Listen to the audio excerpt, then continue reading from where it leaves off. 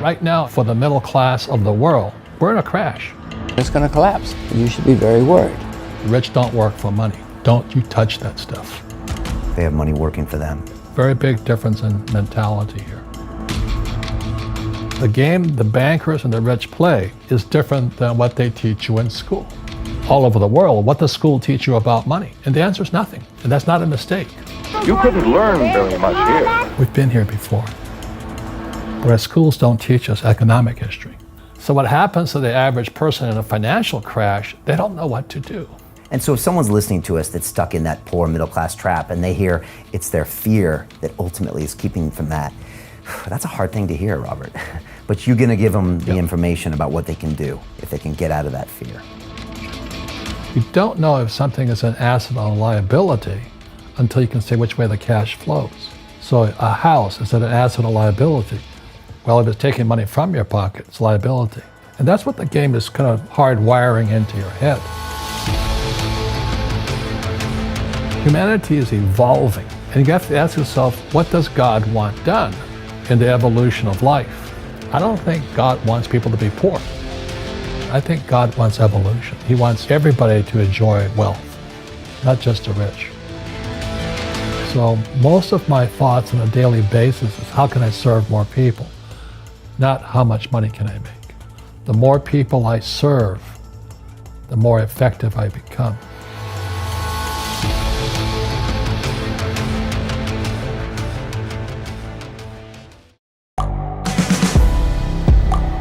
The world is changing. Inspiration is everywhere. It has never been so easy to connect, share, and bring people together. We're learning from others and finding the best in ourselves. Challenging our beliefs. Sharing our vulnerability. Overcoming our fears. Transforming ourselves so we can transform the world. How far can we go? This is London Real. I am Brian Rose. My guest today is...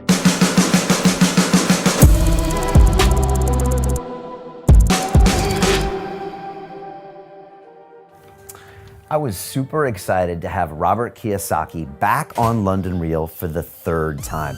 Now, Robert is the author of Rich Dad, Poor Dad, the #1 selling personal finance book of all time. And he was here to talk about his brand new book called Fake. And Robert is talking about fake money, fake teachers, and fake assets. He's also talking about the crash that's up and coming and what's going to happen to all of us if we're not aware of what's going to happen. He went on to talk about how you can avoid paying taxes, the implications of cryptocurrency. This is an episode you don't want to miss.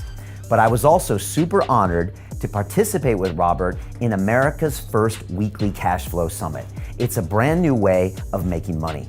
And as a former Wall Street trader, I was super excited to introduce this investment strategy to the public for the very first time. Now, as the host of the event, I'm able to offer you an exclusive space at the summit. But to secure your spot, you must act now.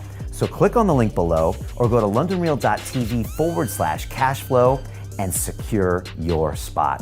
And I look forward to seeing you at the summit. Now, I give you Robert Kiyosaki. This is London Real. I am Brian Rose. My guest today is Robert Kiyosaki, the entrepreneur, educator, and investor, best known as the author of Rich Dad, Poor Dad, the #1 personal finance book of all time. You have become a passionate and outspoken advocate for financial education by challenging the way tens of millions of people around the world think about money. Your new book, Fake, warns of the next financial crisis and what we can do to protect ourselves. Robert, welcome back to London Real. Well, Brad, I'm honored and I'm really glad I see your office because this is amazing. You like it here? I like it. It fits my, it's so eclectic. It's great. Thank you so much. Last time we spoke, I came out to Arizona. Right. We sat down and had an amazing conversation about a lot of different things. And it really blew up. I think over 10 million people ended up watching that, Robert. So there's some vibe. I don't know if it's the two of us or people really getting into your heart and your mind that people really tune into.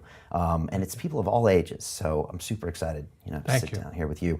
Tell me about London. What's your relationship like with this city? Do you like it here? It's not sunny like Arizona. What do you think? Well, I love London just for the history of it. It's a seafaring nation. And the school I went to was U.S. Merchant Marine Academy at Kings Point, New York. And we learned how to sail ships and navigate the seas. So, the sun never sets on the British Empire. Right. And so that's my association. Plus, I played rugby.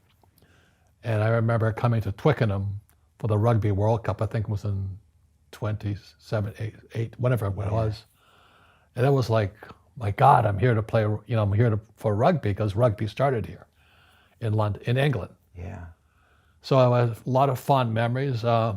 Not a good memory, but my first wife was English from Surrey. That only lasted 9 months. It wasn't her fault, it was my fault. She should never have married a rugby player. And I came back several times to play rugby here. So it's been, those are my drinking and playing rugby and chasing beautiful women days. And I loved it here. So anyway, that's my association with England. Yeah, well, welcome back. I mean, you were a merchant marine, spent a lot of time, all around the world doing that. And I guess England really paved the way for a lot of that seafaring tradition and protocols, right? Correct. They ruled the oceans. There was a British East India Company, one of the most notorious pirate company going. One of the first limited companies, right? Correct. And the American flag is a flag of the British East India Company. And most people don't know that. So they said, well, in America, they tell us that Betsy Ross sold the flag. All Betsy Ross did was take the British East India flag. You should look it up. And she put stars on it. Really? And that was the American flag. So the sun still doesn't set on the English Empire. I'm going to look that up. We were called the Great Pirates. Yeah. Yeah. Yeah. I'm really curious about you, Robert, because, when I saw you in Arizona, I saw how you're living out there, Rich Dad headquarters. We spent time with Jim Rickards, and it was just an amazing time. But I noticed that you don't have to travel the world and do all this teaching. You could retire, but you still do. And I'm wondering what pushes you to get out there and make these long trips. I mean, even when I saw you in Arizona, you were just coming back from Japan. You were, struggling with health, but you were showing up and making it happen. Why? Right. Well, the long answer to a short question is being an entrepreneur. I was in the rock and roll industry. And back in the 80s, I started studying with a man named Dr. R. Buckminster Fuller, best known for the geodesic dome. So in '67, I hitchhiked from New York City to Montreal, Canada, to see Expo '67. And Buckminster Fuller's dome was the U.S. pavilion there. So Expo '67 was the World's Fair on the Future, and Fuller was a futurist. But I didn't meet him there. And then back in 1981, I finally met him in Kirkwood, California, on a seminar called The Future of Business. And so I studied with him 81, 82, and 83. And I was a hardcore make money entrepreneur. And one day Fuller asked me, he says, "What's your life's purpose?" And I said, "Make money." And how did I know that was the wrong answer? And he scolded me, because here I'm in rock and roll, it's sex, drugs, rock and roll. I don't do drugs, but I was trying for the rest. And he goes, "It's a waste of a good mind just to make money." I'm going, "What do you mean?" He says, I thought we were supposed to make money. And he just challenged my paradigm, the way I looked at world and the business. He says, and I cover this in Fake, and the question he asked me, he says, "Why don't you do what God wants you to do?" I went, "What?" He says, "Look, humanity is evolving. And you have to ask yourself, what does God want done? Not what Robert Kiyosaki wanted done. What does God want done?" And he kind of scolded me in front of the whole class. I'm going, I said, "What's wrong with rock and roll?" He goes, "It's about you. It's your passion, but it's not God's purpose." I'm not really religious. I'm not pumping that. So the question, I had to ask myself, what does God want done in the evolution of life? And it came to me, I don't think God wants people to be poor. And today in the world, America especially, is this gap between the rich and everybody else. And I know the game of the rich. My rich dad taught me, you know it because you're the banker. The game the bankers and the rich play is different than what they teach you in school. And that's the story of Rich Dad, Poor Dad. My poor dad, PhD, stands for poor, helpless, and desperate. They don't know anything about money. And they're teaching our kids. And my rich dad was an entrepreneur who never finished school. I grew up in Hawaii. So all of the pieces of the puzzle, when Fuller scolded me back in '83, the pieces of the puzzle and my life started to come together. And I understood what he was saying then. He says, well, maybe we should stop ripping people off. It might be a good thing. And, a question I ask all over the world, what does school teach you about money? And the answer is nothing. And that's not a mistake. That's not an accident. I knew that. Most people know that.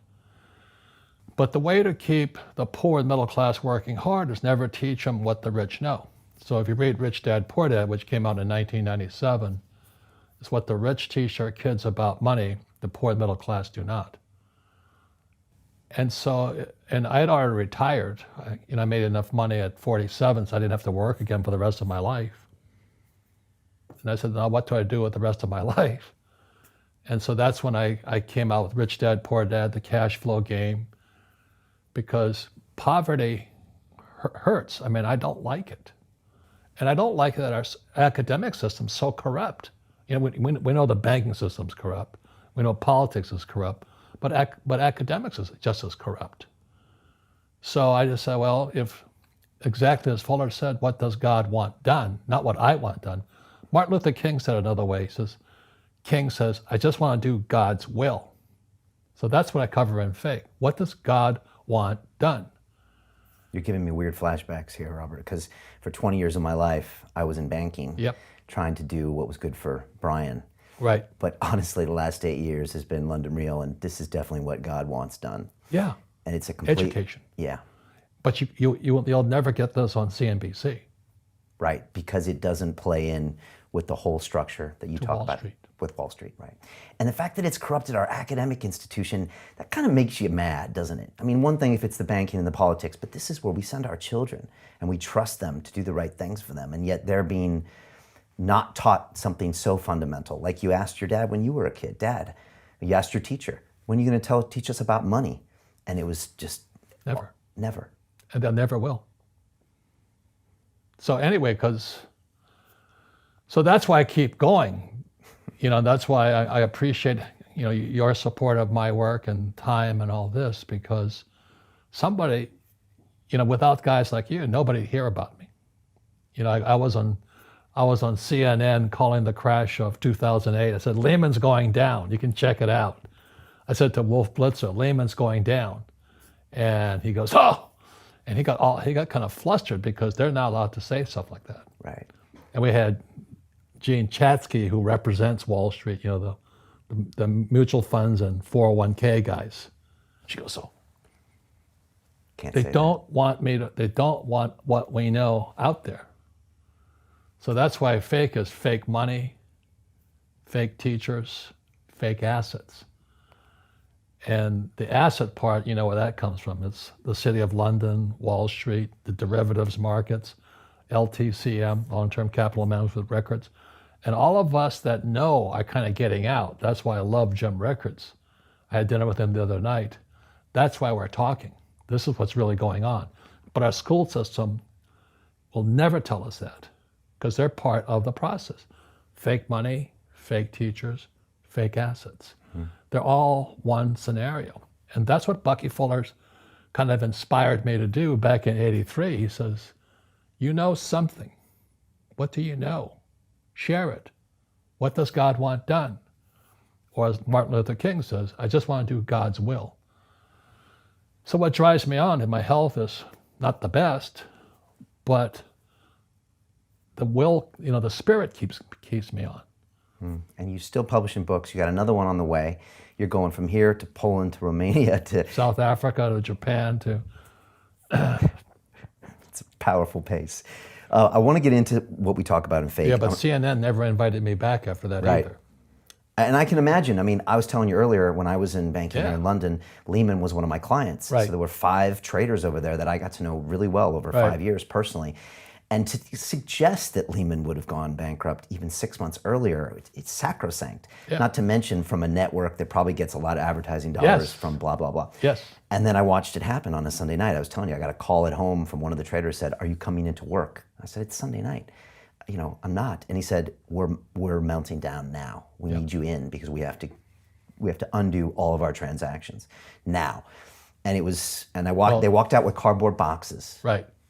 And that's because Lehman didn't play ball with them on LTCM, the Russian ruble deal. Right, and we're going to get into this. So they banged Lehman because, hey, you broke the boys club code.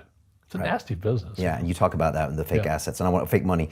I wanted to preface this whole interesting thing by a quote that you've said once, and you said, "The primary difference between a rich person and a poor person is how they manage fear." And when most people hear that, they would probably say, "Well, that's something completely different than money, Robert. That doesn't have anything to do, with money." You have a lot of strong statements where you say things like that. How do people normally react? Well, when I talk to most people, I said, look, first of all, let's go back to what is financial education? It's not get a job, work hard, save money, and invest in a well-diversified portfolio of stocks, bonds, mutual funds, and ETFs. That's not it. Money is, the financial industry is 2 things, debt and taxes. Debt and taxes. And that's where fake starts. 1971, Nixon took the dollar off the gold standard, and the US dollar became debt. And we still tell kids to go to school, get a job, work hard, save money, and get out of debt. Now, who tells them to do that? That's the most ridiculous thing there is. The book starts and it says, lie number 1, saving money will make you rich. Yeah, it never will. You know that. All taught that as kids. Yeah, because they can print it. Why would you save it and why would you work for it if they can print it faster than you can work for it? And number 2 is they keep dropping the interest rates on it. Japan still has zero interest rate policy. And the Japanese are the biggest savers in the world. And I'm Japanese, I'm 4th generation. They're not too bright. Right. Why do you keep saving when they're printing it? When I'm in Japan, that's what I mean by fear. They're so afraid because the Japanese, they're a good culture, but they do as they're told. Right. It's very conformist. Very conformist. They're very conformist. So they just do as they're told, and then they just save money, and their government, this guy Abenomics, is just printing trillions of it and buying ETFs with it, and they don't know what to do. And they've been doing this for 20 years. Because they're afraid. They're afraid, okay. They're afraid they might make a mistake. They're good little students in school. Go to school, get a job, don't make mistakes. Right, and that's what school conditions people to do, Correct. is to not get mistakes. Correct. Get an A on the test, show up and do your homework. But to be a great entrepreneur and investor and a great rich person, you have to engineer mistakes into your life. Well, I write about it in Fake, the way I learned to be I flew for them, I stopped sailing for Standard Oil of California as a 3rd mate for them. And I went to fly for the US Marine Corps in Vietnam. And the military education is different than academic education. We're taught to make mistakes. So every day I'd fly and we had to kill the engine on our aircraft and crash. It's called auto rotation. I used to fly R-22s, and it's the scariest thing you've ever done. But every aircraft we did, I was cross-trained in all the aircraft. We always practice crashing. Because one day, as you know, you will crash. And you did crash. And I did crash 3 times. But if I didn't practice that, I'd be dead. So what happens to the average person in a financial crash, they don't know what to do. And right now, as you know, for the middle class of the world, we're in a crash. The purchasing power of the yen, the euro, the rupiah, all going down. And people are working harder and harder and harder. And the central banks of the world are printing more money. Interest rates, Trump just told the Fed, don't you raise those interest rates. Well, that screws all the savers. Right. And everyone hears the economy's doing great and the stock market's up, but the middle class and the poor are having a harder time. Correct. Right. And that's why I write and I speak. And so if someone's listening to us that's stuck in that poor middle class trap and they hear it's their fear that ultimately is keeping them from that, that's a hard thing to hear, Robert. But you're going to give them the information about what they can do if they can get out of that fear. Well, every time I do a lot of speaking to the masses out there, Lehman doesn't invite me in because we're gone, but they go, what, it's so risky. What you're saying is risky. And I said, what I do isn't risky for me, but it's risky for you. And when somebody says, what is risk? You have to look in the mirror. Do you know what I mean? For me to fly in Vietnam, that was high risk. But the higher the risk, the more you have to study. You know that, I know that. So if you're not going to study, you're not going to practice and all that, then you should do what Wall Street tells you to do. Buy, 401ks, mutual funds, ETFs and all that. But that's where they're fake assets, because they only make Wall Street or the City of London rich. Just watch where the cash is flowing. Follow the money. Yeah. It's not making the poor middle class rich. All Wall Street in America has done is rip off the pensions, because pensions are the biggest pool of money in America. And states like Kentucky, New Jersey, Illinois, California, Hawaii are going bankrupt because Wall Street went in and just sucked all the cash out of their pensions. So the school teachers like my dad, the firefighters and police officers, they have no retirement now. And so that's why it's fake money, fake teachers, fake assets. They're the same system. And that's what Bucky Fuller encouraged me years and years ago. He says, you better tell the world what you know. And that's what I knew. Let's talk more about this fake money, because I'd love to go through each one of these pieces and just keep a little bit more of an idea. So Nixon takes us off the gold standard, which basically means now they can print money whenever they want. So what you're saving and hoping that it'll be worth something one day is at the whim of the government to just print more and make it obsolete. Well, makes you upset just thinking about it, doesn't it? Yeah, if you read Rich Dad, Poor Dad, Rich Dad's lesson number 1, the rich don't work for money. Don't you touch that stuff. You said when someone gives you a paycheck, something inside of a person just shuts off, right? Well, it's not even that. They've already sucked the life out of your paycheck. Right. You see, in 71, that's where fake starts. My rich dad sent me a letter. I was stationed on an aircraft carrier off Vietnam. And it says, hey, did you know that Nixon took the dollar off the gold standard? And we didn't know. We're not in the banking industry. And he says, watch out, the world's going to change.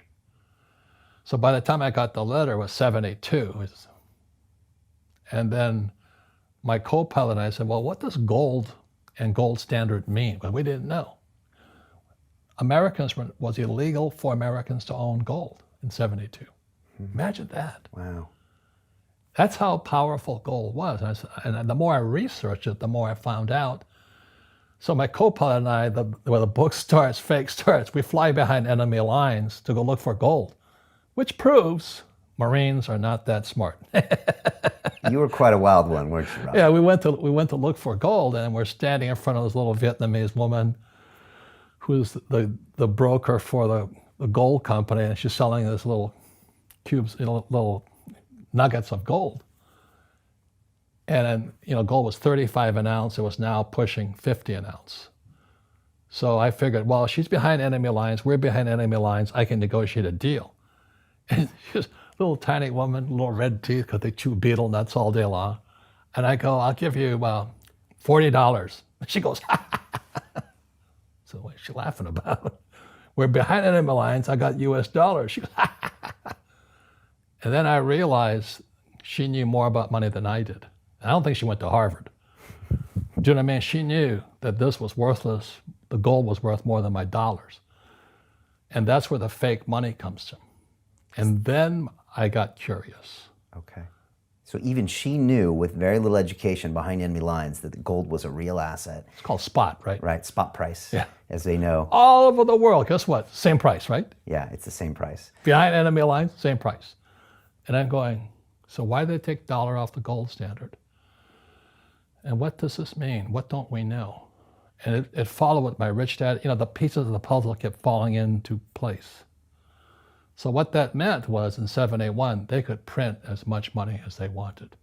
So as the economy of the United States worsened, the trade deficit was going up, they could print and print and print and print.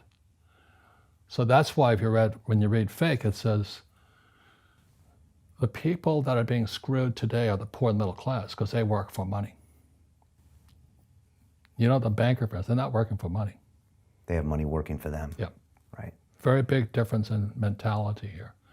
So we have, in America today, we have, even Ray Dalio of Bridgewater, one of the biggest hedge fund guys in America. He's saying this gap between the rich and everybody else is too wide. Well, you could have seen that back in 1972. Because the moment you corrupt money, the very thing that everybody works for, saves, counts on, they were screwed anyway. And our school systems, fake money, fake teachers, fake assets, part of that same system. Government, education, Wall Street, or City of London. And how does the fake teachers coming in from there, they reinforce those same ideas? They teach us to be employees, right? To not make mistakes. Go to school, right? Get a job. And it's very subtle, right? Yep. They don't say, I'm going to train you to be a worker bee the rest of your life, but they educate you in a way where that's what you come out. Right. And in Paris today, they have the yellow jackets. Yeah, the protesters. What's going on in America today are red for ed. All these school teachers are putting on red t-shirts because they know they're being screwed. They're protesting and all this. Their pension plans have been sucked dry by Wall Street. And what do? They put hedge fund managers in to manage the pensions. You gotta be kidding me. You put a hedge fund guy in to manage the biggest pot of money called the school teachers, firefighters, and police officers' pensions? They just sucked all the cash out of it. And the teachers are going, what happened to us? But because they don't know anything, it's red for ed. They're out there protesting in mass all over the United States. But you don't hear about it. They talk about the yellow jackets. They don't talk about red for ed. So this whole thing is coming apart right now. And it goes back to the question I have always asked, why doesn't our school teach us about money? Because Wall Street won't let them. That's simple. That's simple. Now, you got a different education about money with your rich dad. Correct. And I reread that book when I went out to see you in Arizona. And what really hit me was the hard lessons he made you learn when you went to go work for him. And I don't even know how you kept going back, but because it was weeks and weeks of asking you to do things, I think not paying you, right. But he was forcing your brain to be uncomfortable so it could turn it into kind of the entrepreneurial brain, right? What were some of the things he was doing? Because for a young kid, I mean, it must have been flabbergasting, right? Well, I said, I want you to teach me about money. So I said, why should I teach you? You go to school, my poor dad's not going to teach you. I said, oh, finally he acquiesced. He said, okay. He says, but if I teach you, you work for me for free. And I said, why for free? And my poor dad went nuts. He says, because if I pay you, you think like an employee. Your brain will change. Wow. If you learn never to work for money, you'll be a rich man. So my dad, the poor dad. And the backstory for people, your dad was the poor dad. Right. PhD. Stanford, Northwestern, University of Chicago, the head of education for the state of Hawaii, candidate for lieutenant governor of Hawaii as a Republican of all things. They know nothing about money. And they teach our kids. Right. They're good people. 80% are good people. 20% just are there for the pension and the paycheck. We know that. And your dad knew that the poor dad was the one to go talk to about business. Like he knew that you should go talk about him about money. Right. My poor dad said, go talk to your best friend's father, Mike's father. I said, why is that? He says, because Mike's father's an entrepreneur. And I'm 9 years old, so what's an entrepreneur? And he said, well, I'm an employee. They're two different people. Right. Mindset-wise. Right. And this is powerful. Once you give someone a paycheck, their brain turns off. Correct. Because and then the promise of a pension. Right. And job security. which is kind of a paycheck in disguise. Correct. After you stop working. Back to that old analogy, give the man a fish, eats for the day, teach him to fish, eats for a Correct. lifetime. Yeah, one is capitalism, one is socialism. Right. Today, and I don't know if you've been following it here in the UK, but the Democrats, they've gone hardcore communist. You know, they have Ocasio-Cortez, Yeah. Elizabeth Warren. You know, Bernie Sanders looks like a conservative. You know, he's as hardcore socialist as they come. And they want to give everybody free education, free medical, you know, free manicures, free pedicures, Universal basic income. universal income. What do you think of all that? Well, it's wonderful if you know how to pay for it. But they'll do anything to get elected. Right. Yeah, they have to go extreme right now, otherwise they have no chance. Right. And so a couple of the lessons, your rich dad said, I'm not going to give you a paycheck. And yet you still showed up. What was he trying to do those first few months were you working for him? What was he trying to get across to you? Because he taught you the hard way about money. Well, it came from a lesson before Rich Dad. Well, I was in Sunday school. I flunked out of Sunday school also. How do you do that? I never did well in Sunday school. Okay. But my Sunday school teacher was a young, pretty woman, you know, and she said, I'm like 9.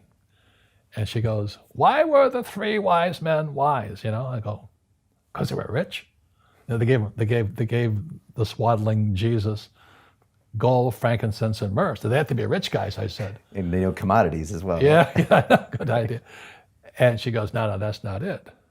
So, well, they had gold, frankincense, and myrrh. Well, that's not it. So why were they wise? I went, I don't know. She says, what made them wise was they always sought the best teacher. And she says, if you're going to be successful in your life, you've got to find the best teachers. And so with that, when my poor dad said, go seek out your rich dad, I was just following her advice. Okay. And today, that's why you and I know Jim Rickards and Nomi Prinz and all these people. They're the guys that actually came from the inside, just like you, from the inside the machine. And they know what's going on. And they tell the world what's going on. So I've had a habit ever since then, or a policy, if I find out there's a great teacher, and a great teacher is somebody who comes from the inside, not the outside. You know, when I was in flight school, I swear to God, my instructors could fly because I flew with them. But in school, you don't know if your instructor is for real or not. That's where the fake teacher comes from. When I was in my MBA program, I was still in the Marine Corps. Came back from the war. I'm in the MBA program, and back then, this is 73 now, and the students were spitting on me, yelling at me at the University of Hawaii, you know. Wow. I'm there, I was stupid enough to go in my Marine Corps outfit, my flight suit, and they were yelling at me, baby killer and all this. I'm sitting in this classroom, and my MBA accounting teacher doesn't know accounting, and I'm going nuts. I'm not an accountant, but I knew he wasn't an accountant also, so I took him on. I said, are you an accountant? He goes, I have a master's in accountancy. I said, that's not the question. Are you an accountant? I have a master's in accountancy. I said, and I stood up and I said, you know, Marines are not the brightest guys. I said, are you an accountant? Same answer. I said, you're a fake. You don't know what you're talking about. And to this day, when I listen to what people are teaching kids about accountancy, it's bad accountancy. Right, because it's not practical. It's not real world. It's confusing. Right. And you know, assets put money in your pocket, liabilities take money from your pocket. They count anything of value as an asset. They count your car as an asset, your house as an asset. When it's really taking money from your pocket. Your retirement plan, guess what? It's a liability. It's taking money from your pocket every month. And whose pocket does it go to? Wall Street. Or City of London. And that's why, as you and I know, these funds, you know, they sit there, they go, assets under management. That's what they're paid on. You're not making any money, but they're making fortunes on the fees and assets under management. And most of these hedge fund guys and all that, you're not making any money, but they're sucking the fees out every day. Right. And most poor people confuse assets for liabilities. They think their home is an asset. It's actually a liability. Right. And again, that's why I was yelling at the accounting teacher. I said, An asset is a noun, like a house. Cash flow is a verb. So to understand if it's an asset or liability, it takes a noun plus verb. So if the cash is flowing out of your pocket, it's a liability. If the cash is flowing into your pocket, asset, verb, it's an asset. So I own 7,000 rental properties. Those are assets. Every month, the cash flows in. Whereas many people have the big house on the hill and the cash is flowing out. Right. And they're going broke. Right. It's like a frame of mind. The other thing the poor don't understand is the number one expense for most people is taxes. And yet we don't even see it. Isn't that weird? You walk around and you look at the paycheck and say, that doesn't seem right. And you don't realize that the government's got a huge hand in your pocket and you are doing nothing to minimize that. Again, Correct. This is what's very different about the rich and the poor. Well, the reason the rich don't work for money is number one expense is tax. See, there's three kinds of income: earned, portfolio, passive. So earned income is if I get a job, that's earned income. If I'm a doctor or a programmer, that's earned income because I'm working for it. If I buy, let's say, Apple for $10 and I sell it for $20, that's portfolio income, capital gains. Yeah. But passive income, which is cash flow, is never taxed. So it's not, and so these guys are screaming right now in America, tax the rich. I said, good luck. Because most of the guys complaining, they don't know there's three kinds of income. And the rich don't have jobs anyway. They have assets. And so the average schmo out there, poor guy, sent the kid to school. They don't learn this. So that's why in Fake, as you were talking about it, there's a newspaper article about Jared Kushner. Yeah. And he explains how the Trumps and the Kushners don't pay taxes and make millions of dollars. And the reporter couldn't understand him because our schools will never teach you that three types of income. And they judged him and say they're wrong and it's cheating. And we see that over and over again. Amazon not paying taxes. What do you say to people when they come up to you and say, Robert, it's not fair. It's not fair they're not paying taxes. Well, there's always three sides to a coin, heads, tails, and the edge. So which side of the coin are you on? From my side, it's fair.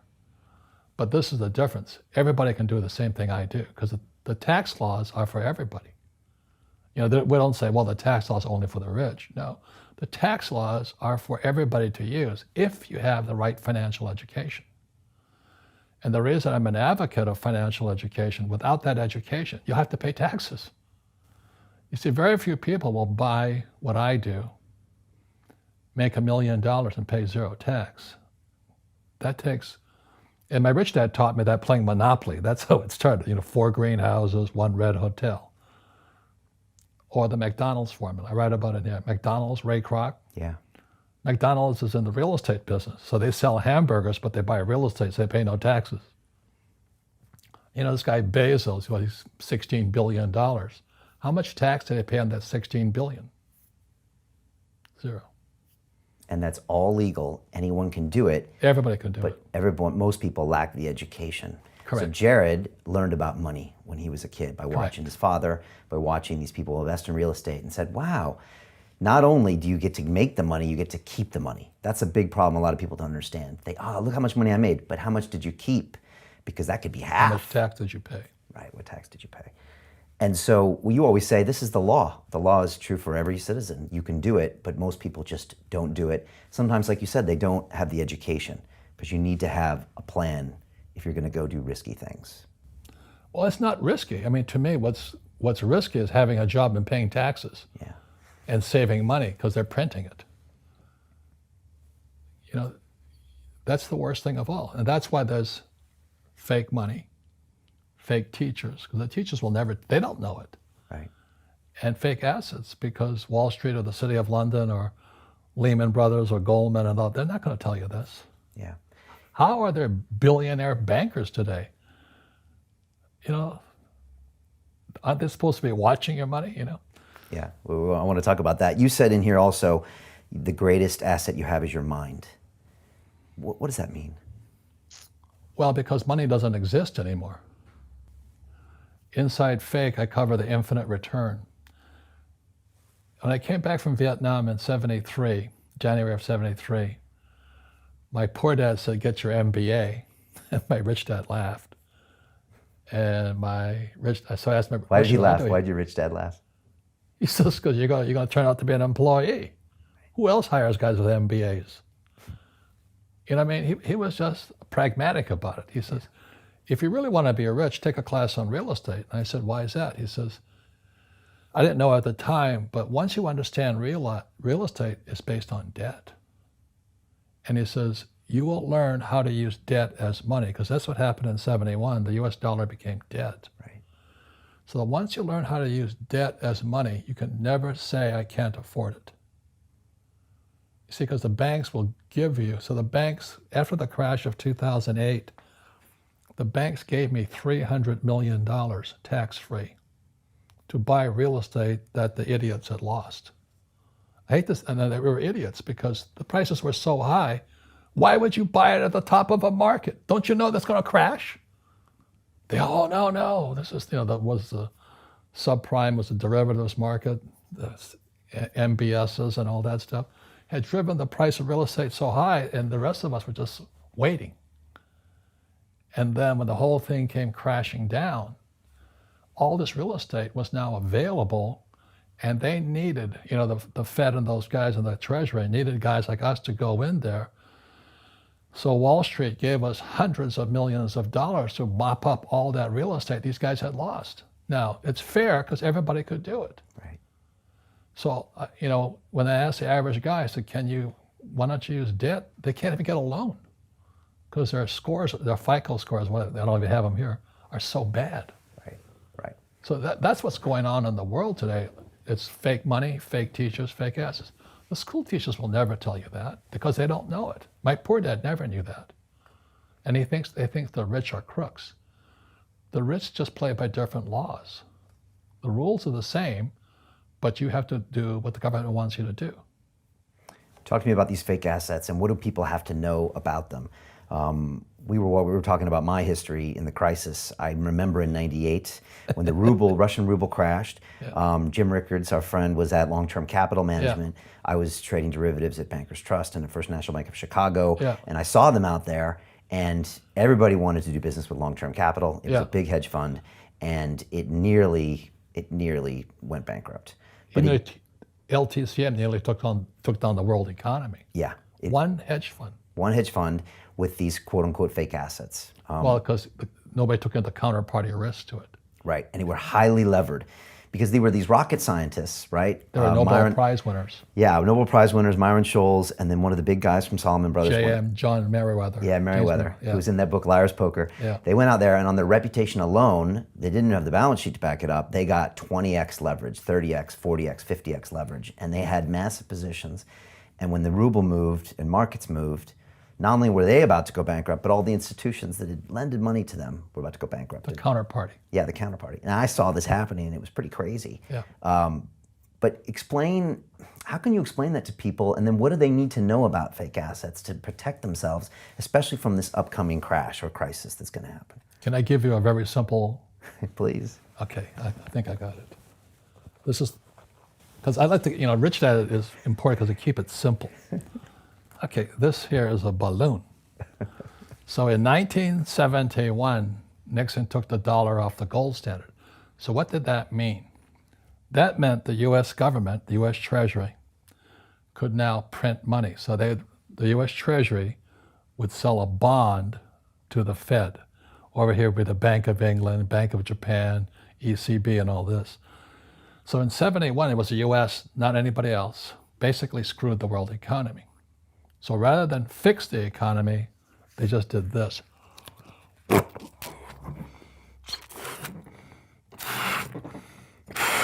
So things were fine. They fixed the economy. Inflation went through the roof. There's a dollar sign on it. And like this. They're pumping money into the system. So 87, there was, the real estate, everything's getting expensive. Inflation's going crazy in the 80s. Right. 87 crash, big crash. Did anything happen? No, nothing happened. They just...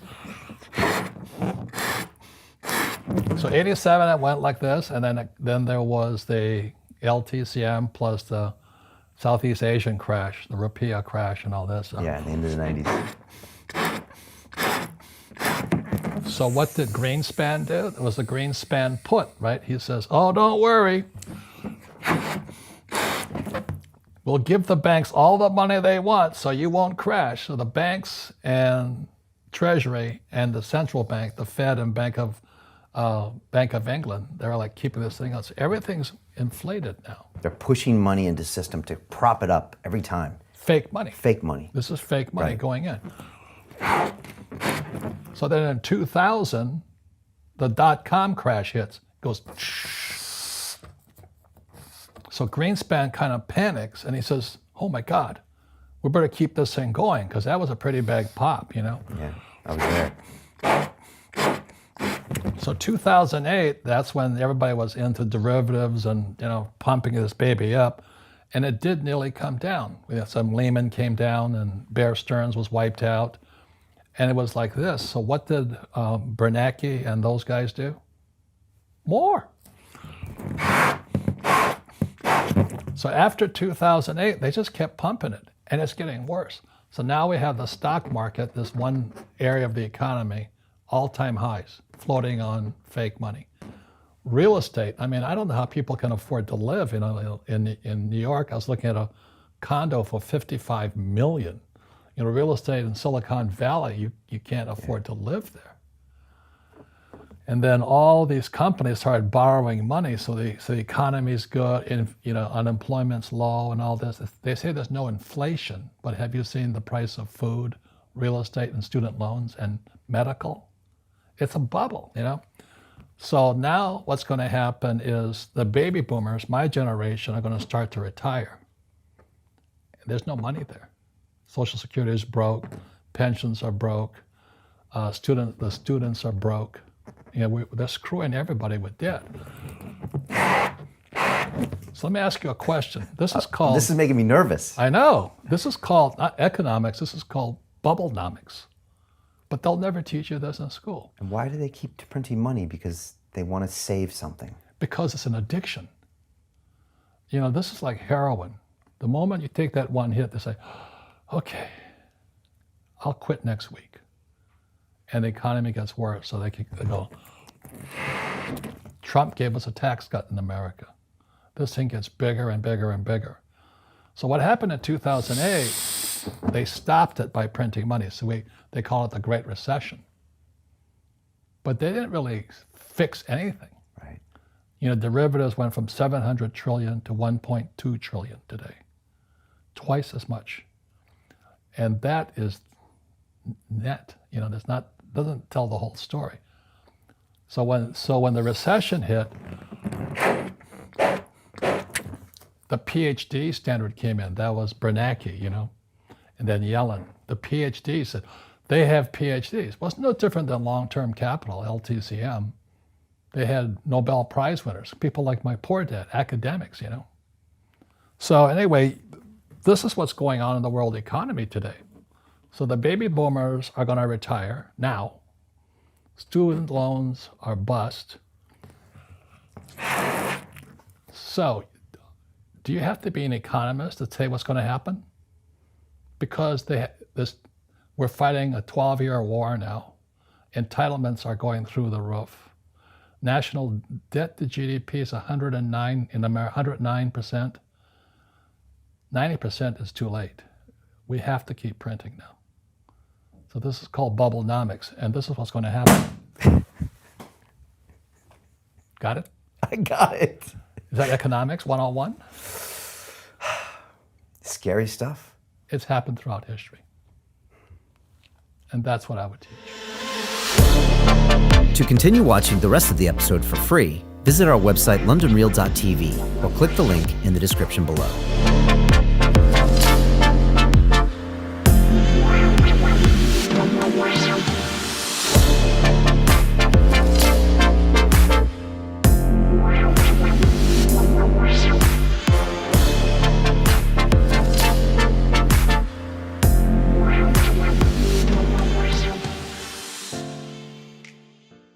Hi, it's Brian Rose from London Real. You probably know that we've just recently been re-platformed on YouTube after 25 months completely in the dark. The truth is, I really need your help. what I really need you to do is click on that subscribe button right now, like this video, and maybe even leave a comment or share the link with friends. We're really fighting against an algorithm that's tried to keep us quiet for so long.